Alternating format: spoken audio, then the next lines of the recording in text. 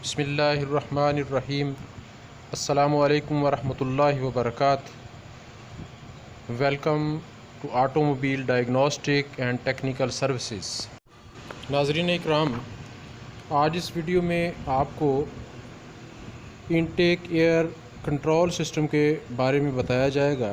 Intake air control system से मुराद वो निज़ाम है जिसके ज़रिए इंजन में खींची जाने वाली साफ़ हवा को कंट्रोल किया जाता है।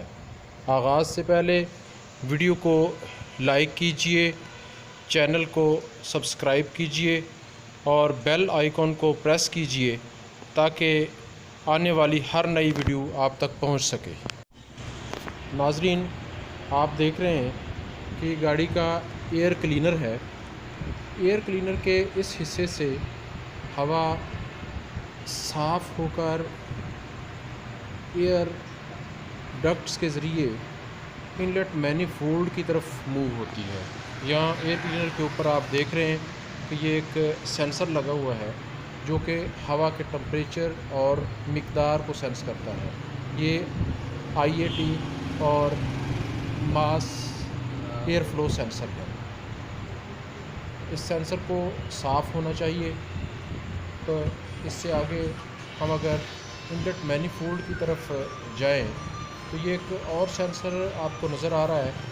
इसको मैप सेंसर कहते हैं, यानी मैनीफोल्ड एब्सोल्यूट प्रेशर सेंसर। ये मैनीफोल्ड के अंदर सक्शन का जो प्रेशर है उस प्रेशर को सेंस करता है ताकि हवा की मिक़दार और प्रेशर के मुताबिक फ्यूल की एडजस्टमेंट हो सके। ये आप इनलेट मैनीफोल्ड देख रहे हैं। यहाँ से डायरेक्ट जो है वो एयर इनलेट वाल्व की तरफ मूव करती है, यानी कि इनलेट वाल्व जब खुलते हैं तो सक की जाती है। नाज़रीन इकराम, ये हमने ऊपर से पाइप उतार दिया है और आप ये देख रहे हैं कि एयर फिल्टर टाइमली साफ़ ना होने की वजह से किस हद तक जो है वो डस्ट इंजन में इन हो रही है।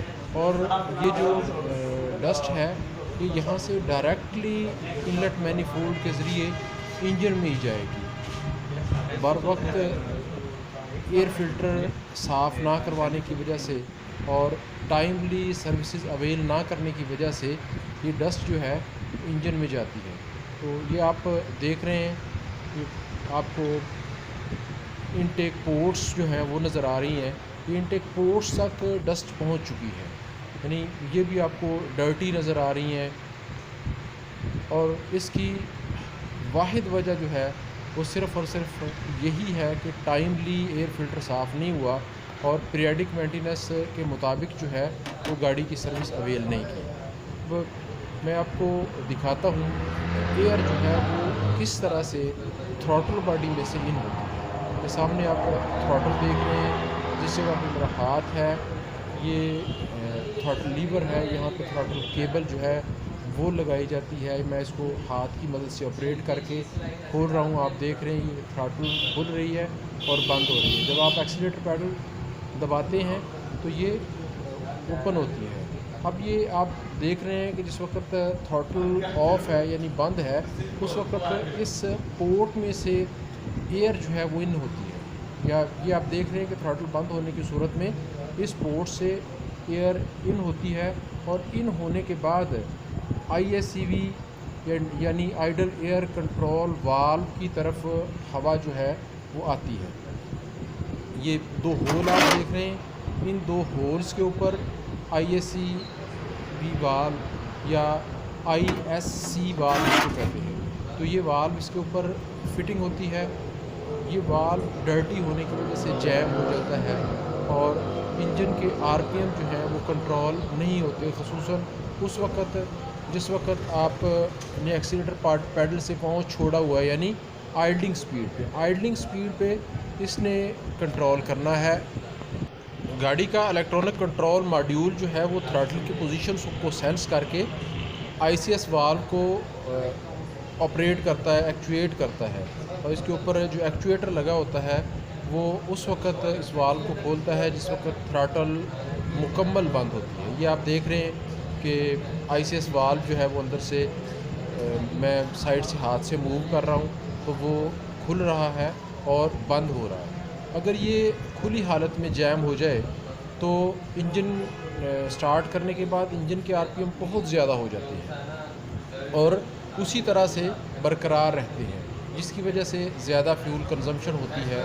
और अगर बंद हालत में जिस तरह अभी आप देख रहे हैं, बंद हालत में अगर जैम हो जाए तो स्लो स्पीड पर इंजन स्टार्ट करने के बाद अगर आप एक्सीलेटर पैडल ना दबाएं तो गाड़ी बार बार बंद होती है। ऐसे ही जब आप ब्रेक दबाएंगे तो ब्रेक दबाने के बाद भी गाड़ी मिसिंग करेगी या बंद हो जाएगी। ये एक्चुएटर है जो ICS वाल्व को ऑपरेट करता है।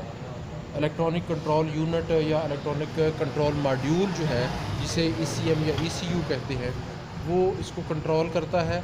आउटपुट सिग्नल्स जो हैं वो उनका ग्रिप यहाँ पे अटैच होता है और इसकी मूवमेंट थ्रू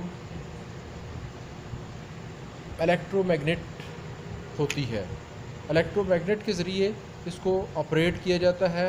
वाल्व जो है उसको खोला जाता है उस वक़्त जिस वक़्त थ्रॉटल बंद होती है, और जब थ्रॉटल ऑपरेट होती है यानी एक्सीलेटर पैडल पुश करने की वजह से थ्रॉटल खुलना शुरू हो जाती है तो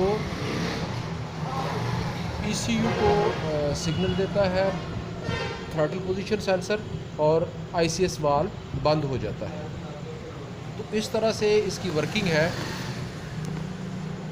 ये वर्किंग जो है वो मैं आपको हाथ की मदद से करके दिखा रहा हूँ। ये दोनों साइड्स पे जो आपको पाइप नज़र आ रहे हैं, यहाँ से कूलेंट जो है वो ICS वाल्व के साथ अपनी सर्कुलेशन जारी रखता है। ये जगह है, यहाँ पर कूलेंट की सर्कुलेशन होती है ताकि ICS वाल्व इंजन के ऑपरेटिंग टेम्परेचर के साथ काम करे। इंजन का जो ऑपरेटिंग टेम्परेचर है उसके साथ इसकी वर्किंग होती है, जिसकी वजह से ये दुरुस्त हालत में काम करता है। नाज़रीन इकराम, इस बात को मद्देनज़र रखना चाहिए कि टाइमली थ्रॉटल बॉडी की सर्विस हो और ICS वाल्व जो है उसकी भी बर वक्त सर्विस अवेल करनी चाहिए। इससे ना सिर्फ इंजन में डस्ट जो है वो जाने से इंजन ना जाने की वजह से इंजन महफूज रहता है, बल्कि गाड़ी मिसिंग नहीं करती, गाड़ी की कंजम्पशन जो है वो इकोनॉमिकल रहती है और इंजन की कारकर्दगी जो है वो बेहतर होती है, इंजन की लाइफ ज़्यादा होती है। अभी मैं आपको इसकी फ़िटिंग करके दिखाऊंगा कि ये किस तरीके से इसको फ़िट किया जाता है। ये मैं उसको एक्चुअल पोजीशन पे लेके आया हूँ और एक्चुअल पोजीशन में अभी आपको ये दिखाया भी जाएगा कि ये थोड़ा सा बिल्कुल माइनर सा जो है वो इसको खोला जाता है। नाजरीन, थ्रॉटल बॉडी या ICS की सर्विस के बाद जिस वक्त आप गाड़ी को ड्राइव करते हैं तो यकीनन जो है वो गाड़ी ड्राइविंग की पोजीशन इस तरह से हो जाती है जिस तरह से आप एक न्यू कार जो है उसको ड्राइव कर रहे हैं। तो इसलिए इसकी सर्विस बर वक्त करवाएं और सर्विस करते वक्त आप खुद से कर रहे हैं या करवा रहे हैं तो इस बात को मद्देनज़र रखें कि थ्रॉटल बॉडी और ICS वाल्व जो है उसमें किसी किस्म का कोई ज़र्रा या कार्बन वगैरह बाकी ना रह जाए। और ICS वाल्व जो है वो इजीली मैग्नेट के साथ जिस तरह से मूवमेंट होती है, यानी कि मैग्नेट साथ टच किए बग़ैर आप एक पीस जो है वो लें, उसमें आयरन का एक पीस या स्क्रू ड्राइवर जो है उसको ICS वाल्व के नाब के करीब करें तो उसे खुद मूव होना चाहिए। ये आप देख रहे हैं और इन डिटेल ये सारी चीज़ें जो हैं वो इससे पहले थ्रॉटल बॉडी सर्विस में मैं आपको बता भी चुका हूँ। ये ओ रिंग जो है वो हमने ICS वाल्व के ऊपर रखा है, ये सीलिंग का काम करेगा। ये ओ रिंग जो है ये सीलिंग का काम करेगा।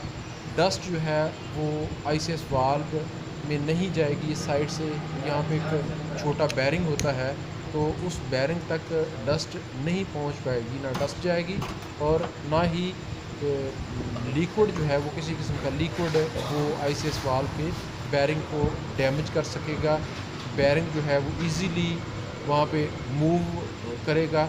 और जिस वक्त थ्रॉटल बॉडी का थ्रॉटल वाल्व जो है वो बंद होगा, उस वक्त इजीली ICS वाल्व को एक्चुएटर ऑपरेट करके खोल सकेगा या थ्रॉटल पैडल पुश करने के बाद उसे बंद कर सकेगा। याद रखें, डस्टी एरियाज़ में ये एयर फिल्टर जो है उसे 300 मैक्सिमम 300 किलोमीटर तक चलाना चाहिए और उसके बाद 300 किलोमीटर के बाद एयर फ़िल्टर को ज़रूर साफ़ करवाएं, क्योंकि अगर आप बर वक्त एयर फ़िल्टर को साफ़ नहीं करवाएंगे तो सक्शन के दौरान डस्टी एयर जो है वो सक होगी और वो डस्टी एयर थ्रॉटल बॉडी और ICS वाल्व को चोक करेगी। तो ये ICS वाल्व के ऊपर जो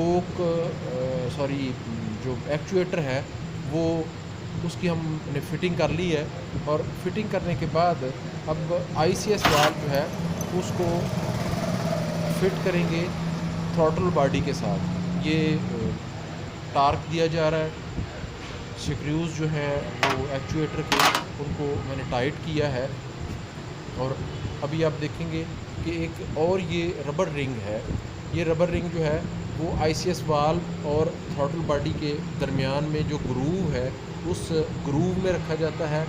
उस ग्रूव में रखते वक्त इस बात को मद्देनज़र रखें कि ग्रूव जो है वो नीट एंड क्लीन हो, उसमें जंग या कार्बन वगैरह ना हो। और ये आप देख रहे हैं कि ये बिल्कुल अपनी जगह पे फिट बैठ गया है। अगर ये लूज़ हो गया है किसी वजह से, इसका साइज़ बढ़ गया है, तो ये नया लगाएं।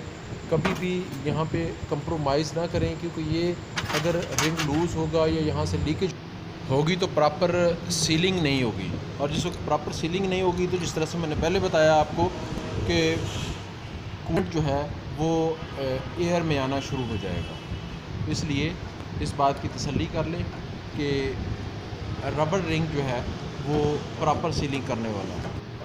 नाज़रीन इकराम, इस पूरी वीडियो का ख़ुलासा ये है कि EFI गाड़ी के अंदर इनटेक एयर कंट्रोल सिस्टम का दुरुस्त होना इंतहाई ज़रूरी है। इनटेक एयर सिस्टम अगर प्रॉपर तरीके से सक्शन एयर को कंट्रोल करेगा, उसकी सेंसिंग करेगा, तो ही पॉसिबल है कि गाड़ी की एफिशिएंसी और फ्यूल कंजम्पशन जो है वो इकोनॉमिकल रहे। नाज़रीन, आज के लिए इतना ही काफ़ी है।